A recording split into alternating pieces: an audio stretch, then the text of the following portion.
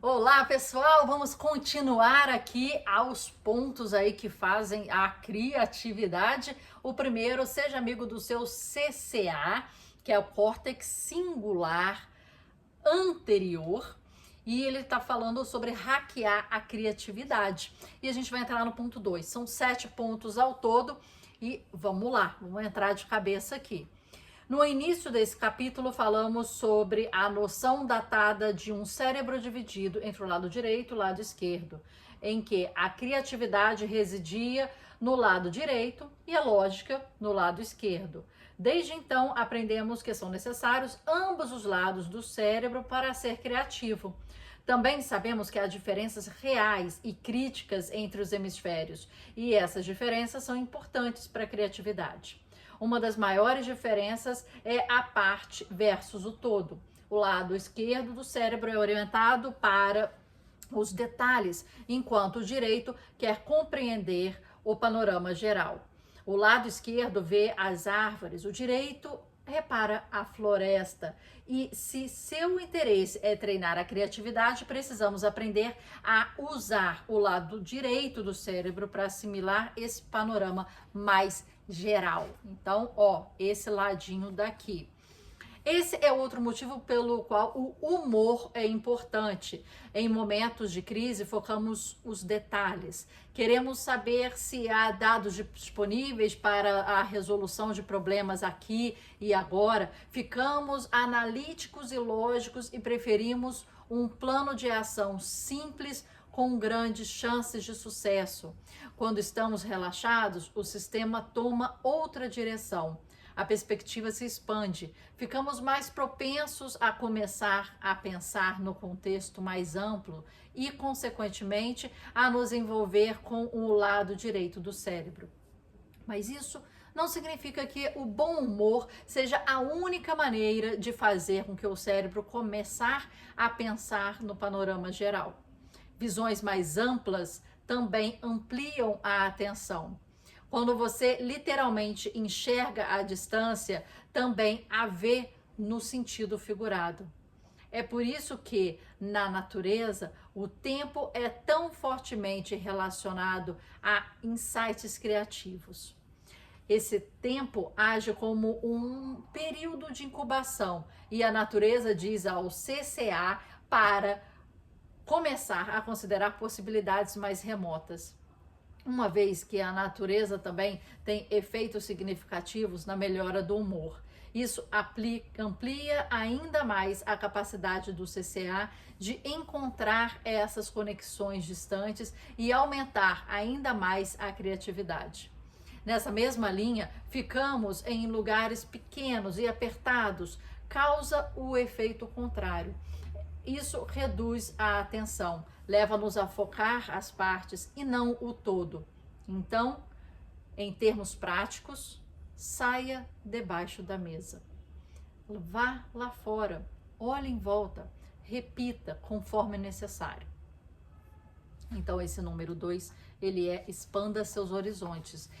Olhe para a big picture, né? Para o cenário mais amplo. Número 3, a importância do não tempo e do ninguém.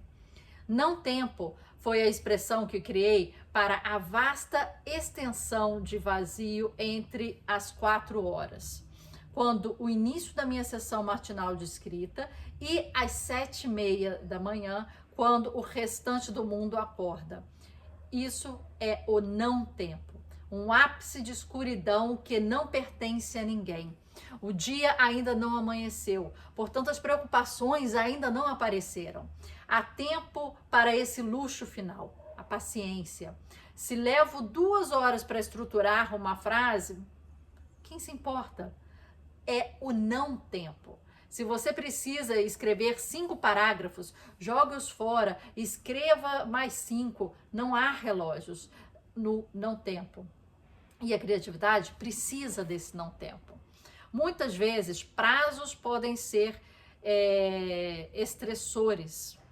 Quando estamos lutando contra o relógio, a pressão força o cérebro a focar os detalhes, ativando o hemisfério esquerdo e bloqueando o panorama geral. O pior é que, quando pressionados muitas vezes ficamos estressados. Frequentemente ficamos descontentes com a pressa, que azeda o nosso humor e estreita mais o nosso foco. Ficar preso ao tempo, portanto, muitas vezes é a criptonita para a criatividade. Ficar preso ao tempo, portanto, muitas vezes é a criptonita para a criatividade. Criptonita é o que faz o super-homem voltar a ser como é que é? O Clark Kent, não é isso? Então, esse não tempo, e olha o que ele colocou, quando todo mundo ainda está dormindo, quando ninguém ainda acordou, quando ninguém te perturba, quando o celular não toca, quando a agenda ainda não começou a funcionar, de 4 horas da manhã às 7h30 da manhã. Ele achou esse não tempo para que ele pudesse potencializar a criatividade. No entanto, pessoas que de desempenho máximo não gostam de tempo livre. É por isso que a recuperação é considerada uma habilidade de determinação. Também é por isso que precisamos arranjar tempo para o não tempo em nossa agenda. E não tempo é o tempo de sonhar acordado e do distanciamento psicológico. Sonhar acordado muda a rede de modo padrão. Se o objetivo é capacitar nosso subconsciente para encontrar associações remotas entre ideias, precisamos que essa rede esteja envolvida.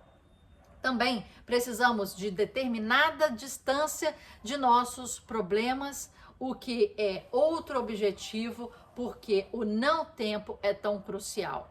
Essa distância nos permite ver as coisas com múltiplas perspectivas, a fim de considerar o ponto de vista de outras pessoas. Porém, se não tivermos tempo para manter essa distância psicológica, a fim de espaçar nossas emoções e fazer uma pausa no mundo, não teremos o luxo da paciência e o impulsionamento de possibilidades alternativas. E isso não é só o não tempo, é também o ninguém. A solidão é importante.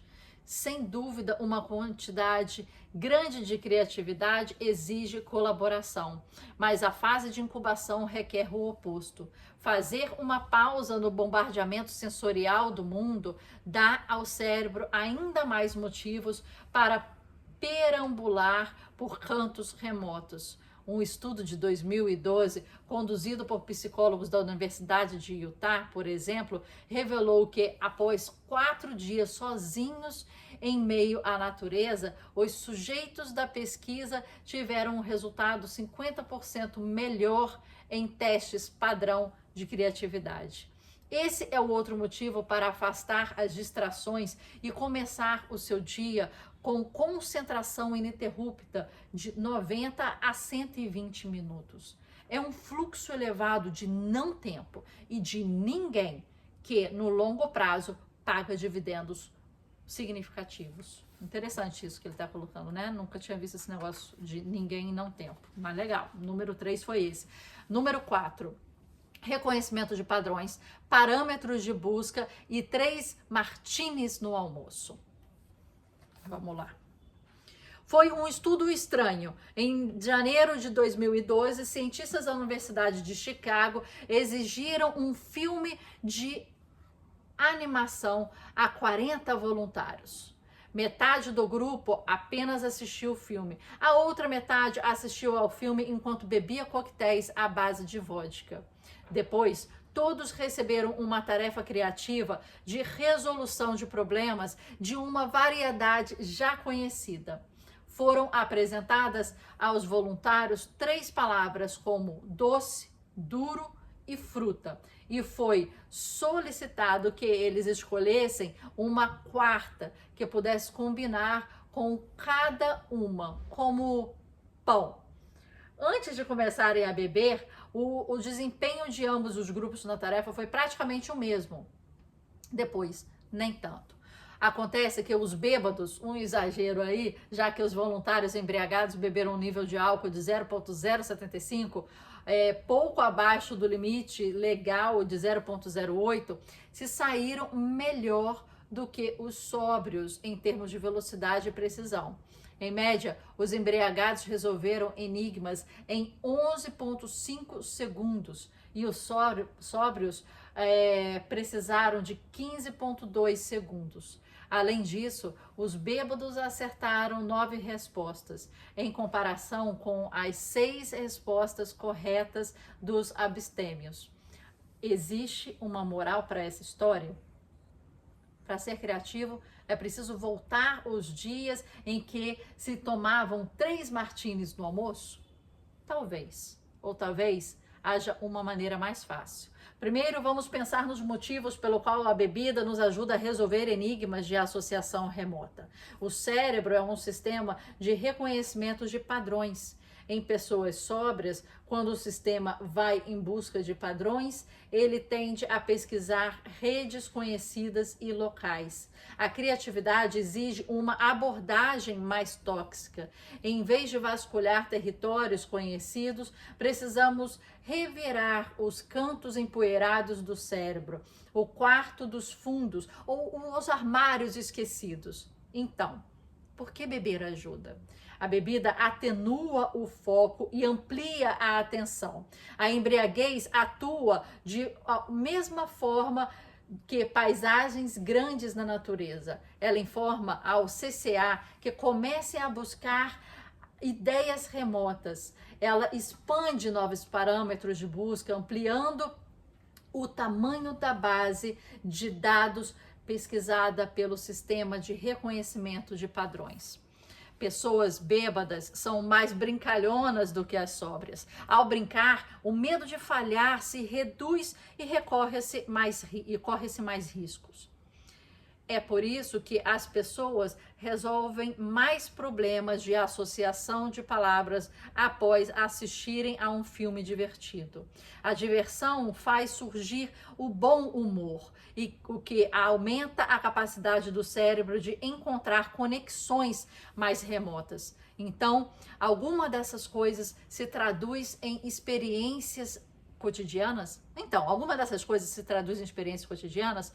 Bem, você não precisa beber 3 martinis no almoço se um vídeo engraçado consegue surtir esse mesmo efeito. Não vamos nos embriagar, né, minha gente? Se um memezinho dá esse efeito que ele está falando. Mas há outras abordagens para se considerar, como começar com o desconhecido. Diante de uma atividade criativa, o ponto por onde você começa causa um impacto enorme no ponto em que termina. Se deseja mais criatividade em sua vida, você precisa começar com uma ideia que não tenha conexão imediata com as coisas que já conhece. Ao começar pelo desconhecido, forçamos o cérebro a expandir os parâmetros de busca e a estimular as habilidades de associação remota. Por exemplo, se você está encarregado de escrever o boletim informativo da empresa, comece pelo estranho. Em vez de no mês passado batemos nossos índices semestrais, tente. No mês passado, funcionários encontraram um filhote de elefante no escritório, no refeitório. A questão não é iniciar o boletim com essa frase, que é mais provável que você edite mais tarde. Em vez disso, tentar elaborar uma frase semelhante à do elefante, mas que seja realmente relevante para a empresa. Empresa força o cérebro a começar a fazer conexões em comuns. E melhor ainda, sem ressaca. Número 5. Pense dentro da caixa. Pense fora da caixa é o que diz o ditado, mas também pode ser o contrário. Aprenda a pensar dentro da caixa. As restrições impulsionam criatividade, como o gigante do jazz, Charles Mingus, explicou certa vez. Você não pode improvisar com base em nada. Você precisa improvisar com base em alguma coisa. Em estudos conduzidos pela Universidade Rider sobre a relação entre os limites e a criatividade, os alunos recebiam 8 substantivos e eram solicitados a usá-los em uma série de rimas do tipo das que são encontradas em cartões de felicitação. O trabalho era: então, julgado pela criatividade por um júri independente de especialistas. Diversas vezes, os participantes que iniciavam com 8 substantivos, um limite pré-determinado, superavam os outros. O psicólogo Keith Sawyer, da Universidade da Carolina do Norte, recebeu o mesmo em seus estudos sobre grupos de improvisação teatral. Atores que... Desculpa, gente. Atores que improvisavam são ensinados a serem específicos, disse Sawyer certa vez. Em vez de dizer, cuidado, uma arma, você deveria dizer, cuidado, é um novo dispositivo XE23 de laser letal. Em vez de perguntar, qual o seu problema? Diga, não me diga que ainda está chateado por causa daquela vez que eu deixei seu colar cair na privada.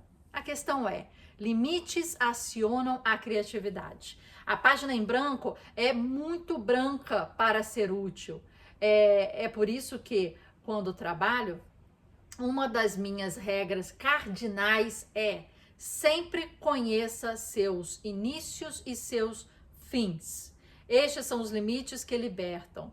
Se eu terminar essas duas pedras, se eu tiver 2 pedras angulares posicionadas, o que quer que haja entre elas, um livro, um artigo ou uma palestra, é tão somente ligar os pontos.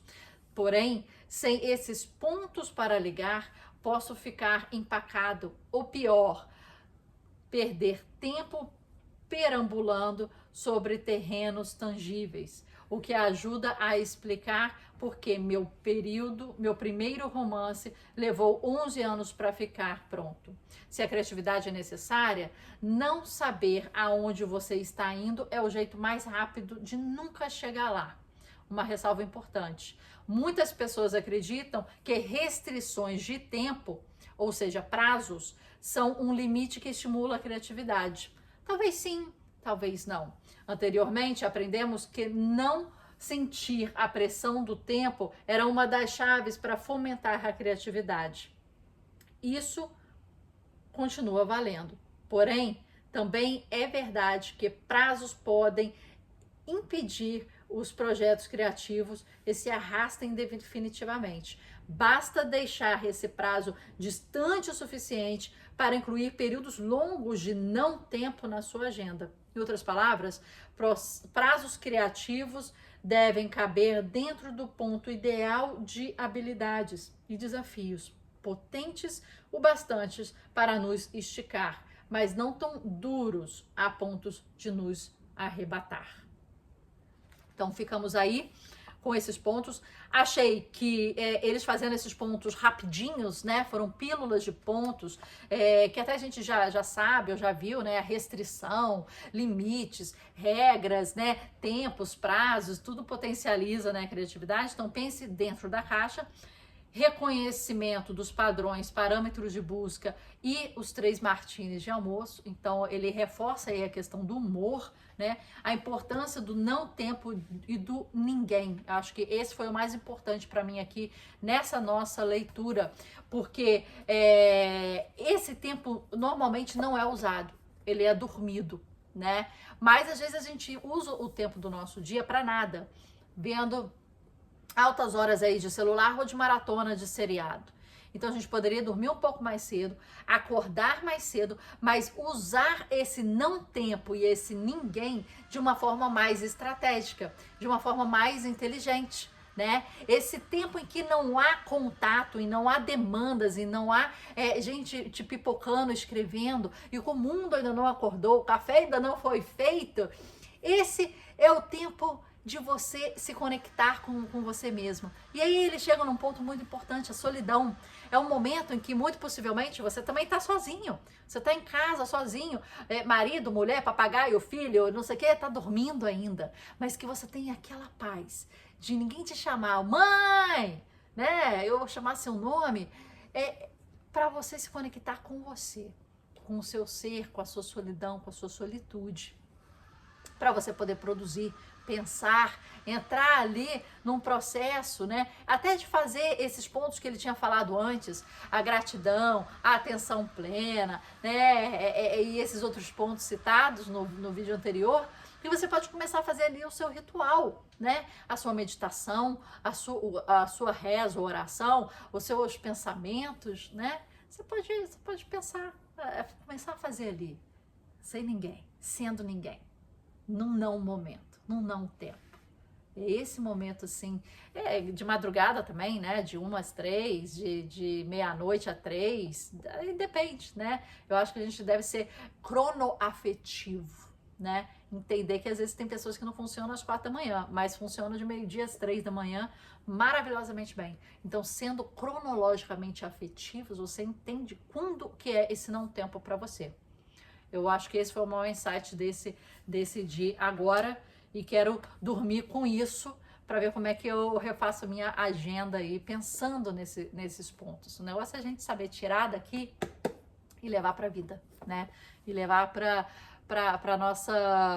os nossos novos momentos e levar para as nossas ações, atitudes, para que eles ressoam. É isso que a gente espera aqui e é isso que a gente espera nas nossas anotações inteligentes e esquemáticas aqui do nosso início do livro, porque é isso que vai ficar depois, né? Raramente você lê livros de novo, assim, com tanta frequência, mas bater o olho na sua anotação inteligente é uma coisa que você faz mais. E essa anotação tem que ser estratégica para você. Você ainda não sabe fazer anotação inteligente, você ainda não sabe reter o conhecimento, ter uma boa curadoria, não perder tempo com livros ruins, rasos, né?